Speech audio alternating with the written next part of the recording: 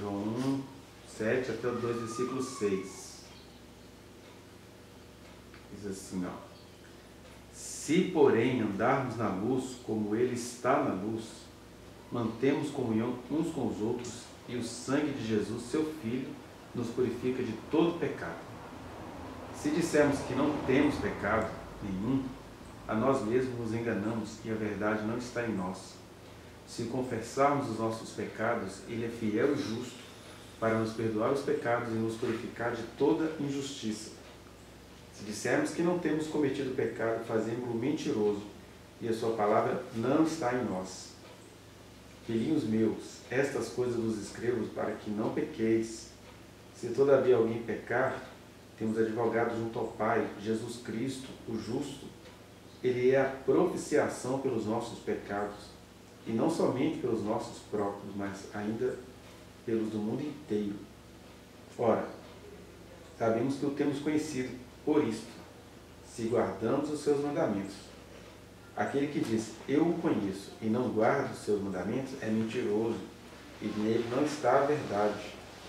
Aquele, entretanto, que guarda a sua palavra, nele verdadeiramente tem sido aperfeiçoado o amor de Deus.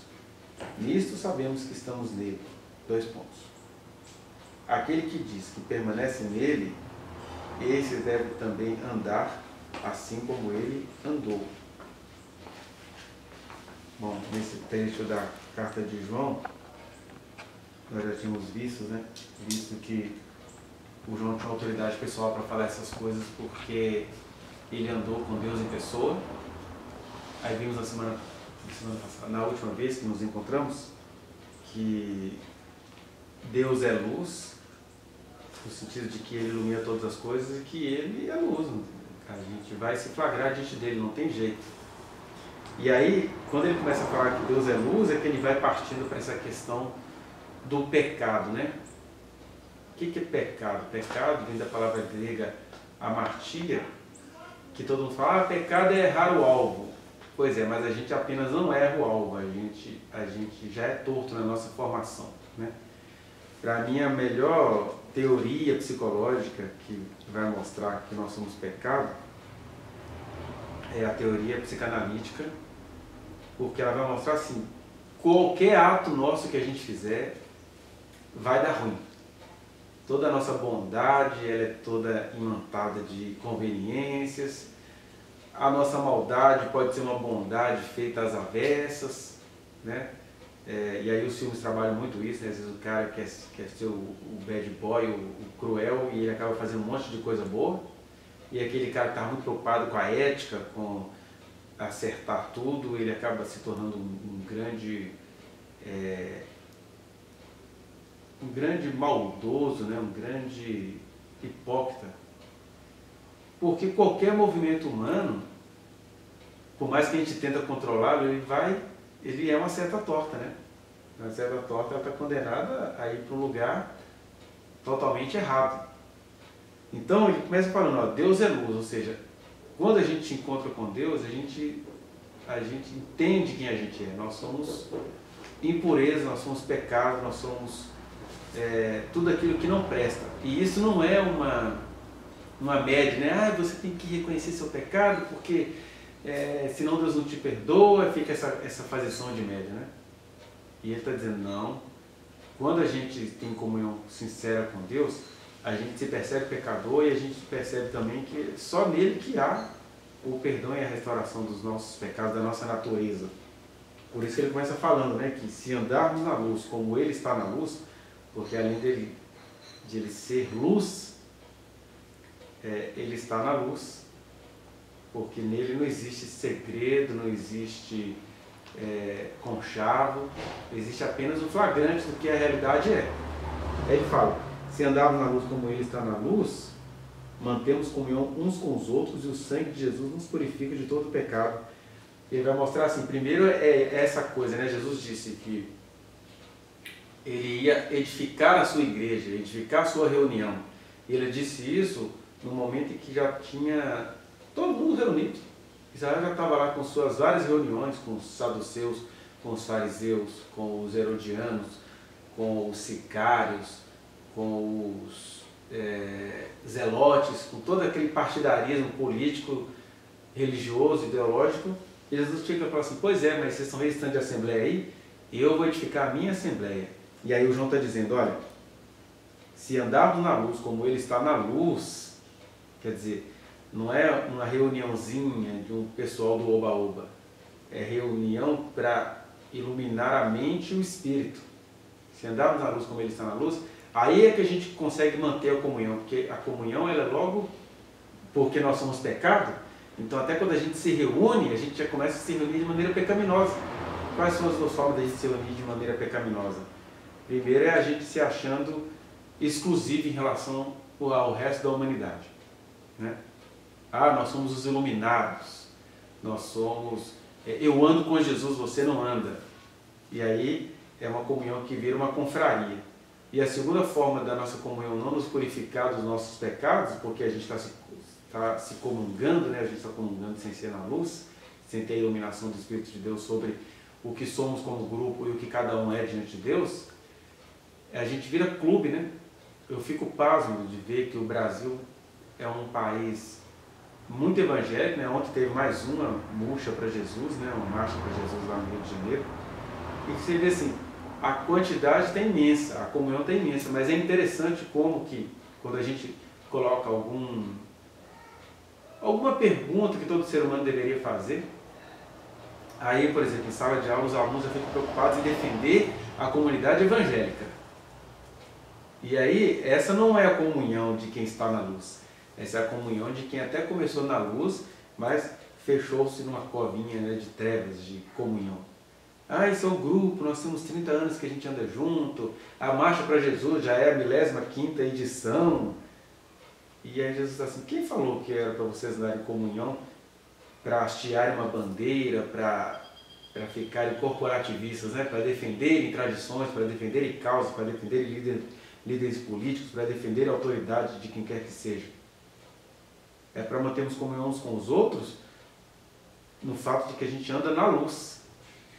Então ele fala, se andarmos na luz, ou seja, em claridade, em conhecimento, em reconhecimento de quem nós somos diante dele, aí é que a gente mantém comunhão uns com os outros, aí é que a gente vai perdoando uns aos outros. Porque quando a gente fica preocupado em manter uma tradição, manter uma corporação, é o que acontece em qualquer serviço público, né? Militares passam no concurso querendo prestar um serviço de proteção à sociedade. Logo, eles estão protegendo a si mesmos, a sociedade não. Né? Sei lá, qualquer outro serviço público, o pessoal da saúde que faz o serviço público jurando cuidar da saúde pública. Aí, quando você vai ver, todas as agendas são feitas para que eles cuidem deles mesmos. E ele está dizendo, a igreja também pode se transformar nisso. É manter comunhão uns com os outros na luz, porque é comunhão, nem é um conchavo. Né? Comunhão significa que o tempo inteiro a luz de Deus tem que estar iluminando a nossa reunião, as nossas individualidades, a nossa caminhada, porque nem tudo que Deus espera que todo mundo faça é para todo mundo fazer, porque porque mantemos comunhão uns com os outros por meio do sangue dele, então ele é que vai revelando para a gente o que é para a gente fazer. Né? Ele até nem quer que determinadas pessoas se reúnam. De repente, a comunhão de alguns é que cada um encontre o seu caminho, que cada um encontre o seu lugar, porque é a comunhão na luz. Se andarmos na luz, como ele está na luz, mantemos comunhão uns com os outros, e aí é nessa dinâmica de termos comunhão com ele, e de termos comunhão uns com os outros, entendendo que comunhão uns com os outros não é corporativismo, de entendermos que comunhão uns com os outros não é conchavo, que comunhão uns com os outros não é carisma. É nessa coisa toda que o sangue de Jesus Cristo, seu Filho, nos purifica de todo pecado, porque você vai entendendo as suas limitações, você vai entendendo as suas inclinações. Será que a nossa comunhão uns com os outros é porque neste grupo a gente tem a chance de virar cantor? A gente tem uma chance de escrever alguma coisa? A gente tem uma chance de montar uma empresa? Ele está dizendo, não, é comunhão na luz, não é comunhão no aconchego. Claro que quando a gente está na luz, a gente se aconchega, a gente se preocupa uns com os outros. Mas logo, logo essa preocupação uns com os outros pode ir se tornando um corporativismo. A gente ouviu essa semana várias notícias aí que aconteceram em igreja, né? Desde agora a prisão definitiva do ex ou marido, não sei, da Heloísa Rosa. E aí, por que todo mundo se calou? O pessoal lá ao redor deles, todos trancaram as suas redes sociais. Por quê? Porque não pode escandalizar a igreja. Quando é que a gente tinha de ficar preocupado com escandalizar a igreja? A gente tinha que ficar preocupado com a proteção dessa criança, que demorou 1 ano para o cara que fez isso com ela ser preso, né? E ele foi preso porque eles pegaram várias provas do que ele fez. E era uma amiga pessoal da Heloísa Rosa, uma assessora dela. E aí toda aquela proteção, ela primeiro falou que se separou, e depois voltou, não compareceu ao depoimento, porque a família, né, diz que o pai do cara, né, o sogro ou ex-sogro dela, se pronunciou essa semana, porque ele é um líder de líderes da Lagoinha.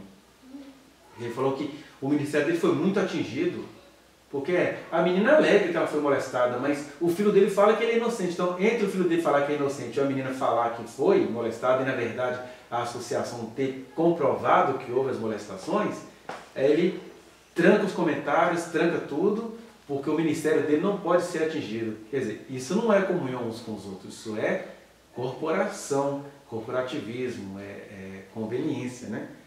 E aí ele fala que a nossa primeira percepção sobre o pecado é que a gente vai se percebendo pecador na medida que a gente anda com Jesus, porque Ele é luz, ninguém diante dele fica enganado acerca do que é e do que faz, e a gente vai se percebendo na dinâmica da comunhão uns com os outros, né?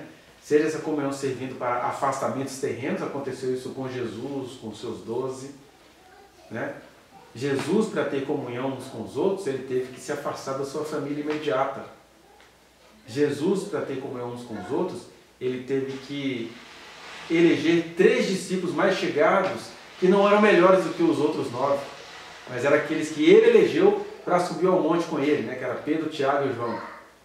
Você vê que tinha um André no meio, foi um André que apresentou Jesus para outros apóstolos, mas Jesus tinha elegido, né, Pedro, Tiago e João para estar com ele nos seus momentos, embora o Pedro era muito empolgado, falava antes de pensar, e o Tiago e o João eram 2 que estavam pensando em poder terreno, a ponto da mãe deles, ou eles terem sugerido à mãe, pede a Jesus para cada um sentar do lado dele lá no trono, quando ele tomar Jerusalém, aí um ficar à esquerda e o outro à direita dele. Depois ele tem a briga de quem ficava à esquerda e quem ficava à direita, né? E aí Jesus está assim, não, essas coisas só pertencem ao meu Pai. Engraçado que Jesus não tira a fantasia das pessoas, né? Ele chama a fantasia de que ele iria tomar Jerusalém. E ele não explica, não, eu não vou tomar Jerusalém. Ele fala, não, essas coisas pertencem ao meu Pai. Porque de certa forma ele ia tomar Jerusalém, que é Jerusalém, o Israel do Senhor, né? Que é o grande resgate que ele está fazendo desde sempre, tirando vidas e vidas do inferno. E que de repente até o Tiago e o João têm um papel importante nisso, do ponto de vista espiritual e histórico. Mas Jesus não tira deles essa fantasia de que ele ia tomar Jerusalém, né? E ele vai fazendo eles perceberem isso aos poucos, né? É chegada a hora de eu ser glorificado, eles pensando que ele ia ser glorificado. Glorificado é ir para a cruz, virar um vexame cósmico. Então, quando a gente anda nessa luz, porque Deus é luz, a gente mantém comunhão uns com os outros, e desse jeito que Jesus teve, tendo de fazer afastamentos, tendo de fazer aproximações, tendo de perder um, no sentido terreno do termo, porque o Judas se perdeu, e ao mesmo tempo, Jesus falou com os 12, podem ir, mas quem faz um trabalho de semeadura melhor que todos eles juntos foi o apóstolo Paulo, né? Então a comunhão ela é tão dinâmica e tão particular e tão específica como o Espírito de Deus é nós. Ela só não pode se tornar conchavo e corporativismo, senão vira isso que a gente está vendo aí. Olha, nós pagamos um alto preço, nós já registramos a nossa igreja, nós temos uma linha de fé, essa é a nossa visão. Então, assim, mas quem falou que vocês têm que ter compromisso com a visão de vocês? A visão não era para ser do meu espírito, não era para vocês serem profetas constantes. Aí ele vai falando isso tudo aqui e entrando sutilmente, idoso como ele já estava, na questão do pecado. Ele está dizendo, olha como o pecado é terrível, que até quando estamos em comunhão uns com os outros, mas vamos deixando tomar pela luz, o sangue de Jesus que deveria nos purificar de todo pecado, ele acaba sendo estancado em nós, né? Aí o sangue de Jesus vai se tornando um sangue coagulado, né? Porque o sangue vertido por nós, ele acaba se tornando coagulado, e aí o que era para purificar os pecados se tornando o quê? Morada de moscas, de varejeiras, de tudo quanto é impureza. Mas ele fala, se andarmos na luz, como ele está na luz, mantemos comunhão uns com os outros, ou seja, a gente nunca vai conseguir se relacionar com a luz, se relacionar com Jesus, se a gente não tiver comunhão uns com os outros. E é nessa comunhão uns com os outros, conforme ele mesmo nos ensinou, é que o sangue de Jesus nos purifica de todo o pecado. E aí ele continua, quando ele começa a falar, olha, se dissermos que não temos pecado nenhum, a nós mesmos nos enganamos e a verdade não está em nós, né? Querendo dizer, nós somos pecados. Por mais que você se sinta um ser humano evoluído, até essa sua evolução é pecaminosa. Porque é Deus te transformando, mas você não deixou de ser você. E o que é ser humano? Ser humano é você ir se desenvolvendo nessa sua tortuosidade, que só vai se deixando de ser torta na medida que você vai se relacionando com a luz e mantendo comunhão uns com os outros.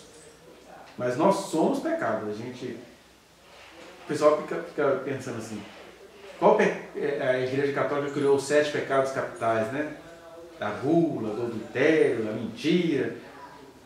7 pecados capitais que eram vistos como dignos de morte pela Igreja. Quando Jesus já tinha adiantado, por que vocês estão preocupados com assassinato se vocês vivem matando uns aos outros com as suas palavras? Por que vocês estão preocupados em flagrar quem quer que seja em adultério se vocês são a traição em pessoa? Por que vocês estão preocupados em fazer o bem se vocês fazem o bem com o fim de serem vistos pelos homens? Por que vocês estão preocupados em ter vida de oração se vocês só querem se reunir com o intuito de serem vistos pelos homens?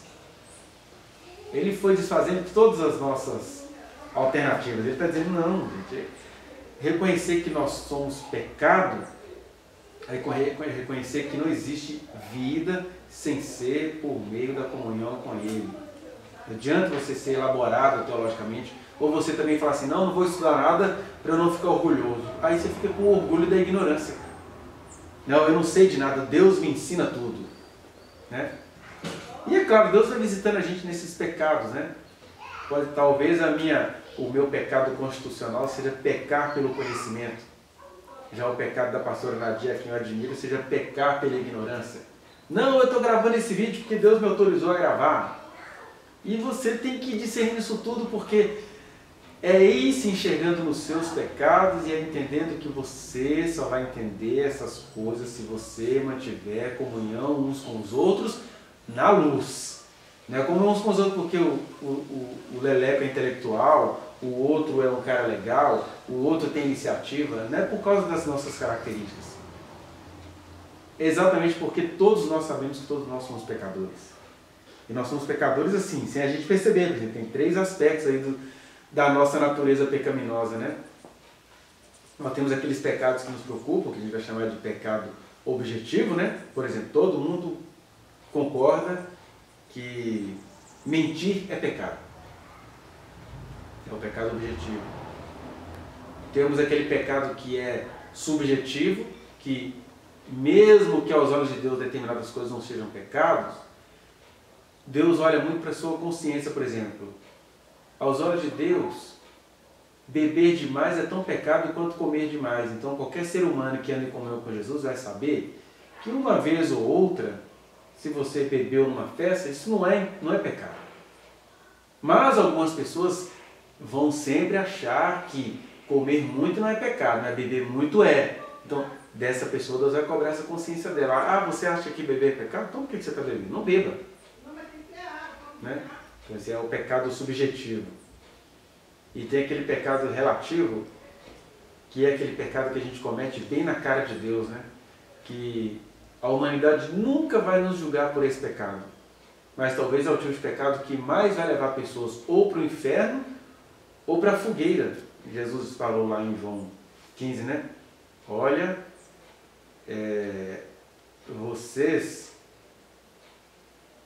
Eu sou a videira, meu pai é o agricultor e vocês são os ramos. Todo ramo que ele vir que não dá fruto, que se secar, ele vai arrancar tudo e vai lançar ao fogo. E ele não está falando nem de salvação ou perdição, ele está falando de invalidação da existência. Ah, somos salvos em Jesus. Pois é, mas a gente estava na videira verdadeira. E a gente se deixou secar, sendo que o agricultor estava lá todo dia cuidando da árvore. Não era falta de alimento, não era falta de informação, não era falta de bênçãos, não era falta de capacidade. Mas a gente ficou assim, eu não gosto muito disso. Aí ele falou, meu pai é agricultor e todo ramo que não der fruto ele vai jogar, porque não serve para mais nada, a não ser para ser lançado no fogo, ou seja, obras mortas, acabou, galho seco. Né? E aí, esses são os pecados relativos, né? Porque a gente nunca vai ser punido por eles, mas em determinada situação, ele já vai se tornando uma punição. Uma vez Deus cobrou isso do Saul, né? Tinha toda uma lei em Israel, e Deus falou assim com Saul, olha, dessa vez, em relação aos amalequitas, eu estou te ordenando, não deixe nenhum fôlego de vida vivo. Você vai ter que exterminar tudo. Só que tinha a palavra de Deus, que era a lei que Deus entregou a Moisés, e tinha a palavra de Deus para o Saul. Deus falou com Saul. Beleza que a lei é assim, mas eu estou dizendo que neste caso agora, não é para você deixar ninguém vivo, nem homem, nem mulheres, nem crianças, nem animais. Aí de repente lá volta o Saul da batalha contra os amalequitas, e aí o Samuel, que ruído é esse que eu uso de animais, cabrito aí? Ah, eu vi isso é que eu trouxe da guerra para oferecer para o teu Deus, ou seja, do ponto de vista da lei de Deus, Saul estava errado? Não. Mas Deus não tinha dado uma ordem para o Saul, que naquela situação ele tinha que fazer tudo diferente? Pois é. Aí o Samuel ficou com raiva, porque o Samuel gostava muito de Saul, aí como o Samuel não podia bater em Deus, porque ele viu que Deus ia rejeitar o Saul ali, aí ele mata o rei Agag com muito ódio, né? Fala que ele despedaçou Agag. Traz o rei aqui dos amalequitas. Aí o Agag foi despedaçado, a gente vai vendo assim, a unção do profeta é cheia de pecado, que era uma unção com muita raiva, porque ele gostava muito do Saul. Parecia um cristão atual gostando do Bolsonaro, assim.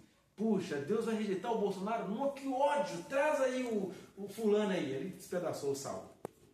Porque nós somos pecado. Aí o Samuel pecou ali, porque ele despedaçou o rei de maneira pecaminosa. Mas ao mesmo tempo, quem cometeu o pecado relativo foi Saul, porque para obedecer à lei de Deus, ele desobedeceu a Deus. Isso é um pecado relativo. Quando a gente fala assim, não, Senhor, eu sou um homem de família, eu sou uma mulher de família. Ó, Jesus disse que o Paulo vai quebrar. E que aquele que amar pai e mãe mais do que a mim não é digno de mim. Por que agora que fica esse papo de família pro meu lado? A minha família me estranhou, por que você está com medo da sua? Por que essa preocupação com a reputação?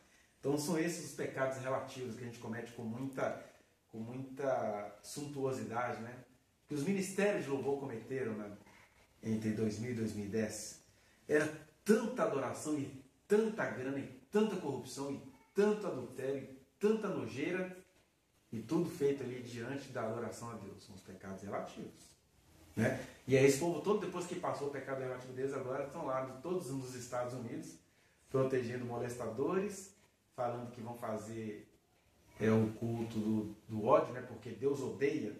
E o que Deus odeia? Deus odeia. Deus odeia o orgulho, que é uma chamadinha para Deus odeia o orgulho gay. Mas Deus odeia o orgulho, inclusive o orgulho de quem faz um evento desse. Né? contra as outras humanidades, né? As humanidades que não conseguem conceber. Por isso que eu falo que a melhor teoria que eu conheço para falar da nossa estrutura torta é a teoria do inconsciente. Porque o inconsciente é assim: o que você vai fazer quando você vai sendo retirado do peito materno? Um tanto de coisa boa misturado com um tanto de coisa ruim. Né? E aí o pessoal fala, o Freud quis procurar uma teoria para justificar os pecados. Não, ele criou, quando muito, uma teoria para explicar por que o ser humano é essa tortuosidade. Tem gente que comete crimes com saudade do fantasma do seio materno. Né? Quer ver uma coisa que a mãe faz com a criança, que é ensinar a criança a controlar os esfíncteres? Dali sai tanta coisa boa, geralmente coisas perversas, que é a nossa relação com as finanças, né? O controle dos esfíncteres vira controle do dinheiro, controle da sociedade, controle administrativo, planejamento. A gente tem um estudo de coisa boa, é uma evolução que não tem jeito, a gente tem que passar por ela, mas ao mesmo tempo é uma evolução que faz a gente se tornar seres exclusivistas, seres obsessivos ou seres esculachados. Né? E a diferença que todos nós temos, né, é que descobrimos que homens têm determinadas coisas entre as pernas e mulheres têm outras, também vai definir todas as nossas relações objetais na vida inteira. Por isso que o homem é seta torta, o ser humano é seta torta. E aí temos aí os pecados subjetivos, objetivos e relativos, né? Nesse sentido que nós somos pecado, mas a gente também comete pecado, que é aquilo que o apóstolo Paulo vai chamar de... ele nos resgatou, né? De quando ainda vivíamos nos nossos delitos e pecados. Então, o pecado é aquilo que, mesmo você não sabendo, você acaba cometendo, como esses exemplos todos que eu falei até agora. Agora, o delito é quando você delibera, né? Deliberação tem um sentido mais formal. O chefe autorizou fazer isso. Agora, delito é quando você decide no seu íntimo. Eu sei que vai dar tudo errado, mas eu quero fazer. Eu quero me permitir. Isso é um delito. E aí, se de um lado nós somos pecado, de outro lado a gente pratica pecado. E aí quando ele fala, né? Se dissermos que não temos cometido, aí já é delito. Se dissermos que não temos cometido pecado, fazemos-lo mentiroso e a sua palavra não está em nós. Porque a gente comete delito. Uma fofoquinha que tem o poder de envenenar a vida de alguém é um delito. Um consumismozinho, assim, deixa, a gente merece isso, você está todo lascado, todo endividado, não, mas eu quero gastar com isso, que é a falta de domínio próprio, né? É um delito. Você se deixar levar pela empolgação do momento e soltar um palavrão é um delito. E ele está dizendo, se você fala que você não comete, que você não tem delitos, que você não delibera acerca dessa sua natureza, você está fazendo de Jesus mentiroso. Porque quem está dizendo que a gente faz isso é Jesus, ou seja, ele não é a luz. Tem jeito de você falar que você não comete nada disso diante dele? Não tem jeito. Então quando você fala assim, não, peraí, não. Quem anda com Jesus não vive na prática de pecado, então hoje eu peco menos do que ontem. Então, assim, para com essas categorizações. A gente tem de crescer em humildade, não é em falsidade. É reconhecer diante de Deus todos os dias os seus pecados, como Jó fazia, como Davi fazia. Isso não era hipocrisia, isso era verdade. Gente, toda vez que eu entendo uma bênção que o Senhor me deu, eu tenho certeza absoluta que eu não mereço nenhuma. E todos nós achamos que merecemos, né? Não, eu fiz por onde? Eu paguei um preço. Quando você fala que você pagou um preço, isso já é um delito. Porque até o preço que você acha que pagou, foi ele que te capacitou a pagar. Então, delito também é você ficar com raiva de, mas eu não posso fazer nada, que isso? A gente não consegue fazer nada sem ele. E aí, quando a gente fala que hoje a gente peca menos do que ontem, a gente está fazendo dele um baita do mentiroso, ou seja, já está cometendo pecado. Como é que eu vou falar que eu não peco? Se eu estou tornando Deus mentiroso, porque ele diz, né, que nós somos pecado. Aí ele fala, se confessarmos o pecado, ou se confessarmos os nossos pecados, ele é fiel e justo para nos perdoar e nos purificar de toda injustiça. Ele não apenas perdoa, porque tem um outro tipo de pecado aí, né? Tem o pecado que é a nossa estrutura, tem o pecado que é a nossa deliberação, que a gente sabe, vai lá e faz. e tem aquele pecado que a gente acha que é santidade, né? Que é a justiça própria. Só que a justiça própria tem várias caras, né? A primeira é assim, eu sou o pecador. Então, a gente é pecador. Que Deus já sabia que a gente ia pecar, então a gente não fica muito preocupado com isso. A gente banaliza o conceito de pecado, pensando assim, se todo mundo ia pecar, vamos admitir logo isso, deixa disso. A outra maneira de você se justificar é racionalizar, né? É ficar pensando assim, olha, já que não tem jeito mesmo da gente parar de pecar, então vamos parar de hipocrisia, vamos viver como uma forma a gente consegue. E a outra forma é a gente ficar se punindo em público, né? Então, eu não vou parar de pecar, mas assim, depois do carnaval tem a quarta-feira de cinzas, depois tem a Semana Santa, depois tem o pagamento de promessa, você ficar se autoflagelando, e para depois dizer, olha, eu cumpri. O pessoal fala assim, nossa, que homem de grande fé, né? Porque ele foi de joelho durante 1 quilômetro, andando de joelho.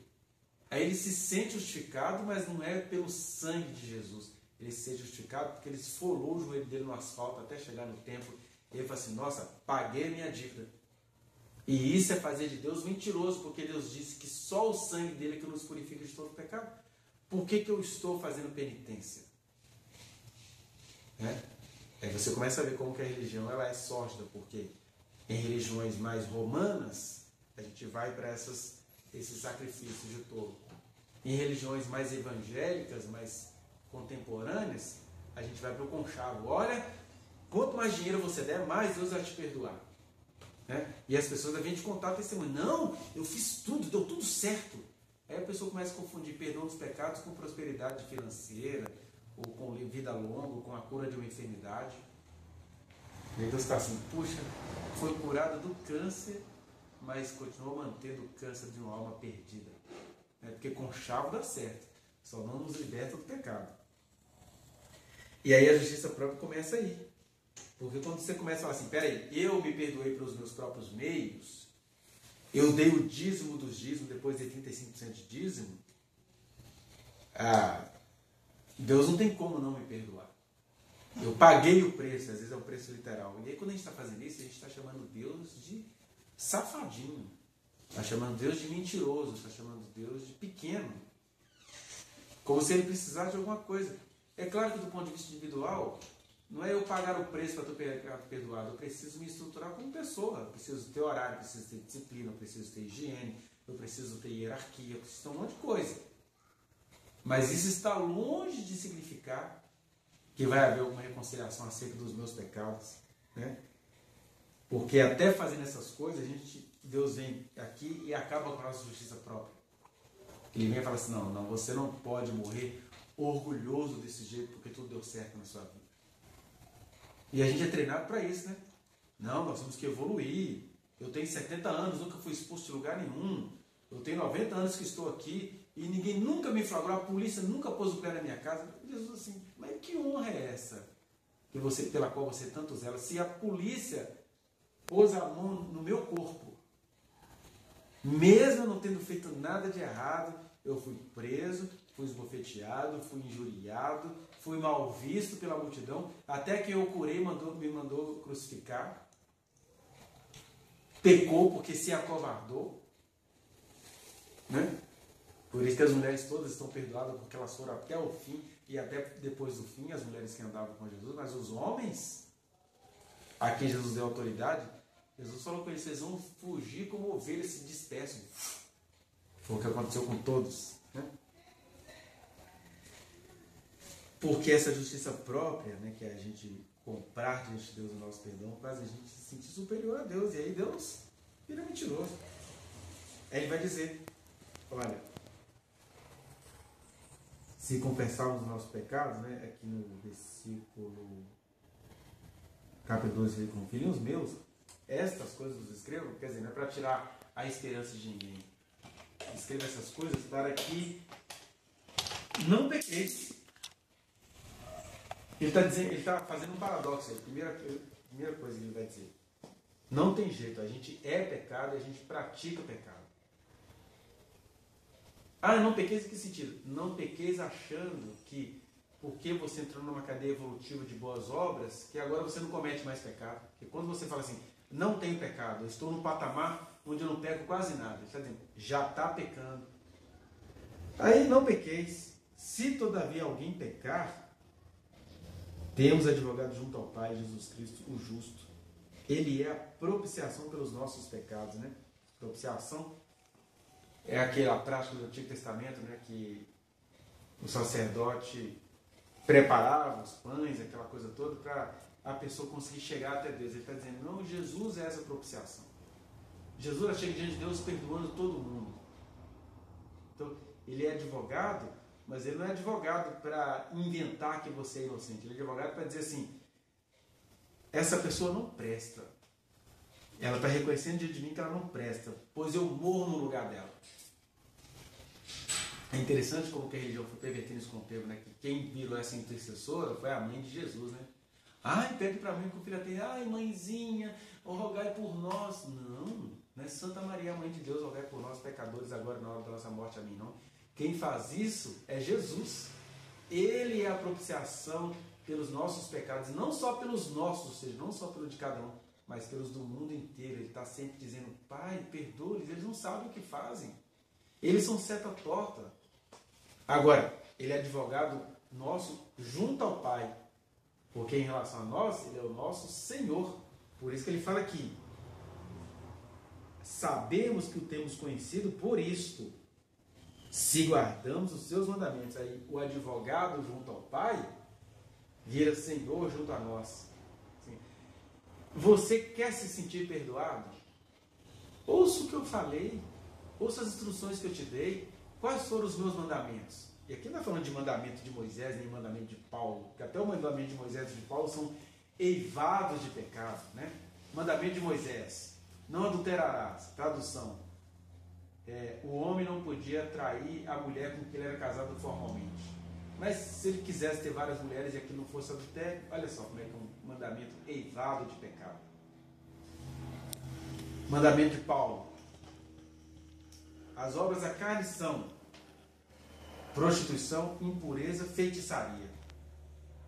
Aí a pessoa fica orgulhosa porque na cabeça religiosa dela ela não bate tambor, igual acontece seja com alguém de outra religião, seja com algum jovem adito. Mas é uma feitiçaria de louvor, é feitiçaria de comunhão, é feitiçaria de acampamento, é orgia, são excessos. Então, até a palavra de Deus, por ela ter sido escrita por seres humanos, ela está eivada de pecados, de falhas, de delitos, né? Delitos daqueles assim que chegam pela blasfêmia. É porque Deus que olha para a nossa condição e vê que a gente é pobre, como aquele que o Neemias escreve. Não foi nisto que pegou Salomão? As suas mulheres todas o fizeram pecado. Como é que um cara consegue acreditar que um rei sábio, rico, poderoso, igual Salomão, ia pecar por causa de mulher? Isso é a interpretação do Neemias, que é uma interpretação de um homem segundo o coração de Deus, eivada de pecado. Como deve estar sendo muitas das nossas interpretações. Por isso que, em meio a todo conhecimento, em meio a toda ignorância, a gente precisa ter a luz do Senhor mesmo, nos mostrando os nossos limites, seja de conhecimento, seja de ignorância. Aí ele fala, nós temos um advogado junto ao Pai. Olha, eles são podres. E foi por eles que eu morri. É nesse absurdo mesmo. A gente não consegue perdoar determinadas pessoas, mas Jesus conseguiu nos perdoar. E quem tem comunhão com Deus pode nunca ser pego pela polícia, de tão correto que é a pessoa, mas a pessoa sabe quem ela é diante de Deus. E por outro lado, João fala, então, esse advogado que a gente tem junto ao Pai, vai dizer, olha, se a gente é dele, né, se a gente o conheceu, a gente vai saber por alguns meios. Primeiro, aquele que diz, eu o conheço e não guardo os seus mandamentos, é mentiroso. Nele não está a verdade. Então aqui o João não está nem querendo saber se você peca, se você não peca, se você tem ou não tem consciência do pecado, porque quem guarda os mandamentos de Jesus vai se enxergar diante dele. E aí ele mostra quais são os mandamentos dele. Aquele, entretanto, que guarda a sua palavra, nele verdadeiramente tem sido aperfeiçoado o amor de Deus. Nisto sabemos que estamos nele. 2 pontos. Aquele que diz que permanece nele, esse deve andar assim como ele andou. Então, o que o João faz aqui? Ele faz uma ligação entre o andarmos na luz, o termos comunhão uns com os outros, e o reconhecemos o que é pecado em nós, o que somos de pecado e o que praticamos de pecado. Ele fala, você anda na luz, você conhece a Jesus, você entende que Jesus é seu advogado diante do Pai e que Ele é o seu Senhor diante de você? Então aquele que anda na luz, aquele que conhece a Jesus, ele guarda os seus mandamentos. Não adianta você falar assim, eu conheço Jesus, ele já nos perdoou. Eu me sinto perdoado e fico fazendo um monte de vagabundagem diante de Deus. E qual é o seu mandamento, né? É que no temor ao Senhor, a gente deve amar o próximo como a nós mesmos. É cuidar uns dos outros, né? O seu mandamento. Ele falou isso, né? Novo mandamento vos dou. Ou seja, toda a lei e os profetas se resume no amor de Deus. Então, deixa eu deixar um mandamento para vocês. Que vocês amem uns aos outros como eu amei vocês. É nisto que vão reconhecer que vocês são meus discípulos. E a gente fica pensando que ser reconhecido como discípulo de Jesus é ter uma confraria, né? É fazer marcha para Jesus, é a unidade, é a união. Você está dizendo, não. Como é que eu amei? Eu amei gerando escândalo. Eu amei jantando na casa de um religioso e uma mulher que tinha uma fama chegou e veio beijar meus pés e chorar nos meus pés e enxugaram com seus cabelos. É esse amor escandaloso que eu chamei vocês para amar. E um monte de gente não vai entender isso, mas muitos outros podem até não entender, mas vão acolher, porque nisto é que conhecerão que eu existo e que eu estou entre vocês. É se vocês tiverem amor uns aos outros. E é nessa comunhão toda que o sangue de Jesus Cristo, o Filho de Deus, vai nos purificando de todo pecado. Então, resumindo, o que é pecado? É o que a gente é e o que a gente faz. Ou seja, tudo que nós somos. Como é que a gente sai do pecado? Reconhecendo que Jesus, ele morreu no nosso lugar. Mesmo sabendo que a gente ia continuar não prestando, ele está dizendo, mas qual que é a solução para esse não prestar da gente? Vivemos e comunhão uns com os outros, porque quem vive comunhão uns com os outros está tendo comunhão, na verdade, com Deus. Ele não derramou o seu Espírito entre nós? Em cada um de nós? E como é que a gente sabe que essa é a comunhão que ele espera? É se a gente guarda os seus mandamentos. Seja no sentido genérico de amar uns aos outros, seja no sentido pessoal de falar assim, o seu amor por fulano é se afastar de fulano. O seu amor pela vida é não se envolver com essa situação. O seu amor por Israel e pela lei de Deus a Israel, Saul, é neste caso não deixando nenhum fôlego de vida entre os amalequitas, porque o tempo mostrou que Deus tinha razão. Você vê que, mesmo com a maior despedação do Agag, ele deixou descendentes tão terríveis que vieram encontrar-se com Israel lá em Suzã, na época da rainha Esther, né? Que o maior opositor da rainha Esther era o Amã, filho de Amedata, o Agagita. O que era o Agagita? Eram os descendentes do Agag, o rei Agag, que o Saul ficou morrendo de dó de exterminar. Aí o Samuel despedaçou o Agag, mas a geração do Agag chegou 400, 700 anos depois para afrontar Israel na cidadela de Suzã, no Império Medo-Persa. Porque a gente está olhando a aparência. O amor, ele não pode ser só aparente, a gente tem de ser apocalipse, né, ambulante, ou seja, eu estou vendo para além disso. Quando Deus fala assim, quando Deus mostra para Noé, meu Deus, maldito é o Canaã, vai ser servo dos servos da sua descendência. Ele nem estava falando de África, estava falando de onde hoje é Israel e Jordânia. Porque Deus sempre tem razão, ainda que Ele nos deixe escandalizar. E quando a gente tira essa razão de Deus, a gente está pecando, a gente está fazendo dele mentiroso. Não, Senhor, o Senhor mandou fazer isso, que é isso? Eu sou mais bonzinho do que o Senhor. Mentiroso. Tem alguém que consegue ser mais bonzinho do que o Senhor? Isso não dá nem para entrar num debate social. Porque Deus é luz e nem a ciência suporta a exatidão da sua luz. Mas a gente que anda na luz, precisamos manter comunhão uns com os outros, que é assim que o sangue de Jesus vai nos purificando de todo pecado. E a gente precisa se reconhecer pecador na medida que a gente o conhece. Como é que a gente o conhece? Na medida que a gente guarda os seus mandamentos, que a gente pratica. E que a gente não apenas guarda e pratica, a gente anda como ele andou. E como é que ele andou? Primeira coisa que nos deixa desiludido, né? Ele não transformou a estrutura do mundo, né? Olha que coisa mais desanimadora. Mas foi assim que ele andou. Ele não transformou a estrutura do mundo que segue da sua maldição. Mas ele tem transformado as estruturas da nossa vida, e reconhecer isso é ir sermos perdoados na caminhada. Olha que palavras simples e tão profundas, né? Do apóstolo João.